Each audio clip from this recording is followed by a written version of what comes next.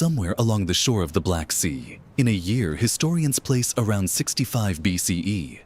One of the most feared armies on Earth came apart, without a single sword being drawn against it. Roman soldiers under the command of Pompey the Great, fresh from victories that had carried Rome's power across 3 continents, were chasing a king named Mithridates through the rugged hill country of Pontus, in what is now northeastern Turkey. Along the route, they found clay pots overflowing with wild honey, conveniently left out where tired, hungry soldiers would be sure to find them. They ate it eagerly. Within the hour, men who had marched through real wars without flinching were stumbling, vomiting, and collapsing in heaps, unable to stand. Mithridates' local allies in the hills, a tribe the Greek geographer Strabo called the Heptakometai, had been waiting for exactly this. They fell on the helpless Romans and killed a significant number of them. By some ancient estimates, several hundred, possibly close to 1,000 men, in a clash where the empire's legions had no chance to even form a line. It had not been an ambush of arrows or blades. It had been an ambush of honey.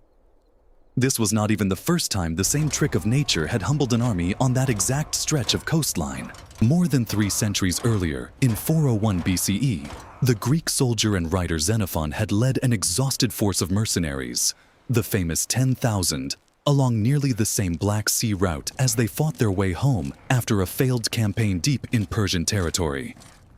Near the city, the Greeks called Trapezus, today's Trabzon, Xenophon's men stumbled on an extraordinary number of wild beehives and gorged themselves on the comb. Soon, the camp looked, in Xenophon's own description, as though it had suffered a crushing defeat. Men lying everywhere, vomiting, purging, unable to stand, some behaving like drunkards and others like the truly deranged. Unlike Pompey's soldiers, Xenophon's army was lucky. No enemy attacked while they lay helpless, and within a day or two, the men staggered back to their feet and continued the march. What both armies had stumbled into, without understanding it, was a rare and genuinely strange substance still harvested in that same region today. Honey made by bees that had fed on the nectar of certain rhododendron flowers, containing a neurotoxin called grayanotoxin. In small amounts, it produces a warm, woozy, almost drunken high. In larger amounts, it can drop a grown man to the ground. People still call it mad honey, and in parts of Turkey and Nepal, it is still deliberately harvested for exactly that effect. It is a strange thing to realize that one of history's stranger military disasters was caused by something most of us keep in a cupboard next to the tea. But that is the nature of honey. It looks like the simplest, gentlest substance in the kitchen. A food so old and so unthreatening that we forget it is also one of the most psychologically and historically loaded substances humans have ever put in their mouths. To understand how something this small and this sweet could topple soldiers, finance empires, and end up stitched in gold thread onto an emperor's coronation robe, we have to go back further than soldiers, further than empires, further than writing itself. The oldest image we have of a human being reaching for honey is not a written record at all. It is a painting on a cliff wall in eastern Spain, in a set of caves near the small town of Bicorp, in the Valencia region, known as the Cuevas de la Araña, the Spider Caves. Discovered in 1920 by a local schoolteacher named Jaume Garrity Farnspoke, the caves contain a faded ochre-red scene that researchers estimate to be roughly 8,000 years old, dating to the Mesolithic period, long before agriculture had even reached that part of Europe. It shows a human figure dangling from what looks like a rope or a tangle of lianas, reaching toward a wild bee's nest tucked into a crevice in the rock, with the bees themselves rendered as a swirling cloud of dots around the climber's head. Whoever painted that scene was not painting decoration. They were painting an event terrifying and important enough to be remembered. A person risking a fall from a cliff face, surrounded by furious insects for the sake of something sweet enough to be worth the danger. Long before anyone planted a single grain of wheat, honey was already considered worth dying for. That kind of honey hunting, climbing wild cliffs and robbing wild nests rather than keeping bees in any organized way, continued in some parts of the world for thousands of years after that painting was made. And in a handful of places, it has never really stopped. In the hill villages of Nepal's Lamjung district, in communities like Bujong, members of the Gurung ethnic group still climb sheer rock faces twice a year, in spring and in autumn, to harvest the comb of Apis laboriosa, the giant Himalayan honeybee and the largest honeybee species on the planet, using nothing but handmade bamboo ladders and ropes tied off to trees at the top of the cliff. Teams of 5 or 6 men work together. One climbs down toward the hive while smoke from a fire below drives the bees into a defensive frenzy and disperses them just enough to make the approach survivable. Others hold the ladder steady, and someone waits with a lowered basket to catch the honeycomb as it is cut free with a long wooden blade. The honey they bring down from those cliffs, sometimes from heights approaching 10,000 feet, includes the same gray anotoxin-laced mad honey that flattened Xenophon's and Pompey's soldiers 2,000 years ago. Because the bees there still feed on the nectar of high-altitude rhododendrons, it is sold today as a delicacy and, in small doses, a folk medicine. It is harvested in exactly the same spirit, and very nearly the same method, as whatever happened on that cliff face above Bicorp 8,000 years ago. A human being dangling in open air, surrounded by the one insect on Earth capable of making something this valuable, betting that the reward is worth the risk. The mechanism behind mad honey is its own small curiosity. Gray anotoxin does not come from the bees themselves. It comes from the nectar of certain rhododendron species that thrive at high altitude in places like the Black Sea coast and the Himalayan foothills. And bees that forage on those flowers simply pass the toxin along into the honey without it harming them.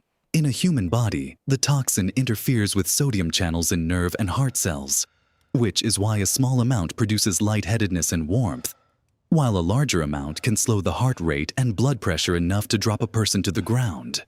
Exactly the effect described by both Xenophon and the later accounts of Pompey's legionnaires. Modern toxicology has confirmed that gray anotoxin poisoning, while frightening, is only rarely fatal on its own, since the body metabolizes it fairly quickly, which is likely why Xenophon's men recovered within a day or two, even without any medical treatment at all.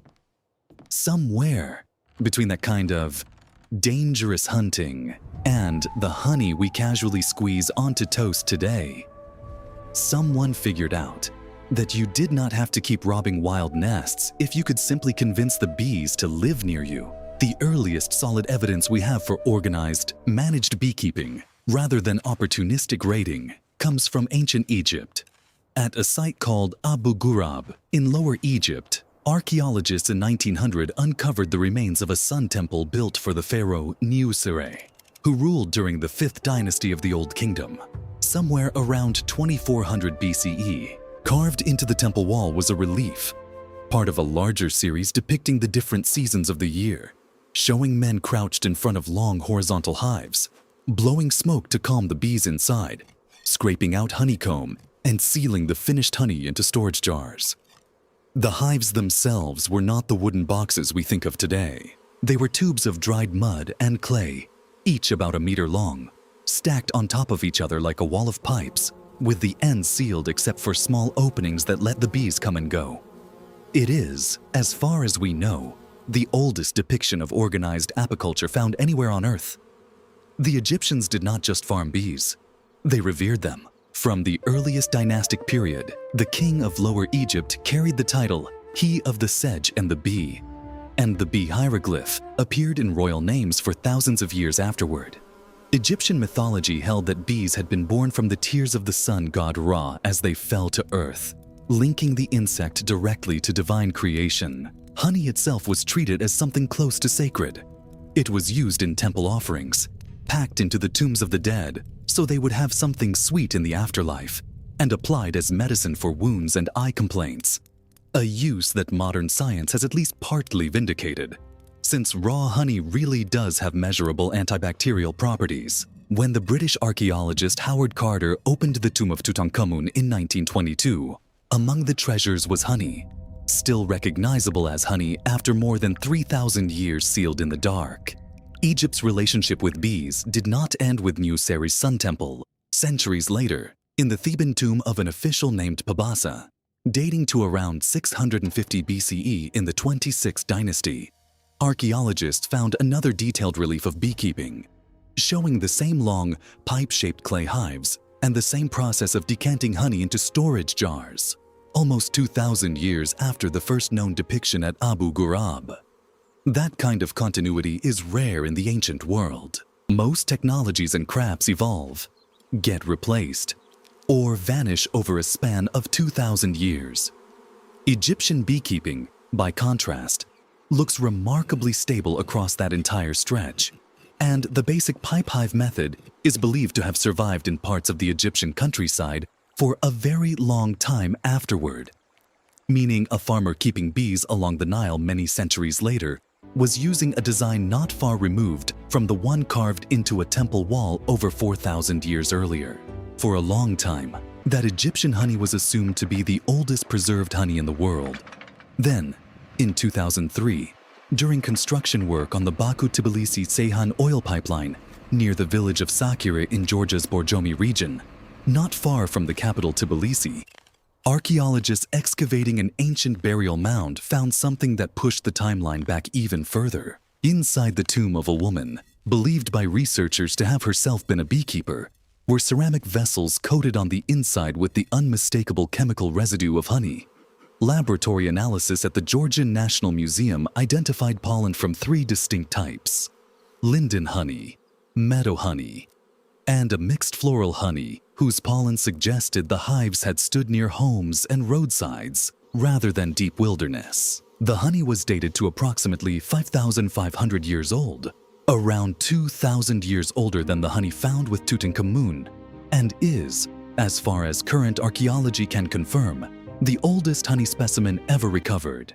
It is worth sitting with how strange that is. 2 civilizations on opposite ends of the ancient world, with no apparent contact, independently arrived at the same instinct. When you bury your dead, give them honey to take with them. Nobody coordinated that. They simply both reached the same conclusion, probably because of a property of honey that ancient people clearly understood empirically, even if they had no idea why it worked.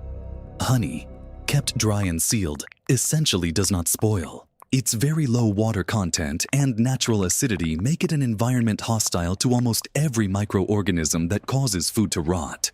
Which is why a 5,500-year-old jar in a Caucasus tomb can still be chemically identified as honey today. And why, under the right conditions, a jar of honey in your own kitchen could in theory still be edible decades from now. That same near indestructibility, though, hides a genuinely dangerous exception, one that public health authorities around the world still warn parents about. Honey can carry dormant spores of a bacterium called Clostridium botulinum, picked up from soil, dust, or pollen. In a healthy child or adult, those spores pass through harmlessly because mature gut bacteria keep them from ever waking up and multiplying. But in infants under about 12 months old, whose digestive systems have not yet developed that protective bacterial population, the spores can, in rare cases, germinate inside the gut itself and begin producing a toxin that attacks the nervous system, a condition known as infant botulism. It is rare, but well enough documented, with cases linked specifically to honey reported in countries from the United States to Japan, that essentially every major public health authority in the world, including the CDC, Health Canada, and the equivalent agencies elsewhere, advises against giving honey to children under 1 year old. It is one of history's strange little ironies. A substance so resistant to decay that it can outlast the civilization that made it is, for one very specific and very young category of human being, exactly the wrong thing to eat. As beekeeping spread out from Egypt and the ancient Near East, honey became something closer to a form of currency than a mere foodstuff. Before sugarcane reached most of Europe and the Mediterranean in any meaningful quantity, honey was, for thousands of years, the only concentrated sweetener most people on Earth had ever tasted. It was used to preserve fruit, to make medicine more palatable, to flavor and ferment mead. And because it was valuable, portable, and durable, It was used to pay rents, settle debts, and satisfy religious tithes in various parts of the medieval and ancient world. Wax, the other product bees provide, mattered just as much in its own right. Before cheap, reliable alternatives existed, beeswax candles were one of the cleanest burning sources of artificial light available, which meant that, for centuries, controlling bees meant controlling light itself for churches, monasteries, and wealthy households after dark. It is this long, layered history of honey as wealth, as sacred substance, and as royal emblem that explains one of the stranger episodes in the history of European political symbolism: how a small flying insect ended up sewn in gold thread across the coronation robes of one of the most consequential men in modern European history. In 1653, in the town of Tournai, in what is now Belgium, archaeologists opened the tomb of Childeric the Founders, a 5th century king of the Franks and father of Clovis, founder of the Merovingian dynasty that would eventually evolve into the medieval Kingdom of France. Among the treasures buried with him were roughly 300 small gold ornaments, originally interpreted as bees, thought to have been sewn onto his ceremonial cloak. More than 1,000 years later, when Napoleon Bonaparte was preparing to crown himself Emperor of the French in December 1804, his planning committee debated which heraldic symbol should represent his new empire. Several options were floated, including a rooster and a lion, before the council settled on an eagle as the official imperial emblem. For the coronation robes themselves, though, Napoleon's advisors pushed for the bee specifically because of its connection to Childeric's tomb.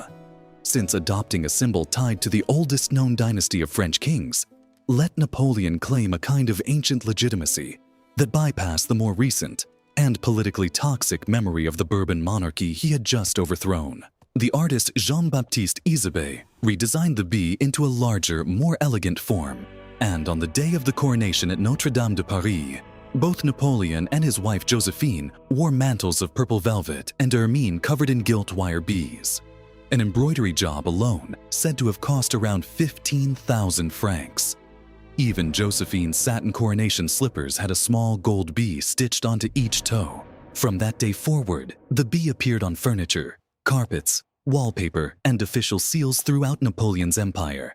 An insect quite literally woven into the visual language of one of the most ambitious political projects in European history. It is a strange thing to think that the same animal whose product had flattened Roman legions on a hillside in Pontus would, 18 centuries later, become the personal brand of a man trying to convince all of Europe that he was its rightful emperor.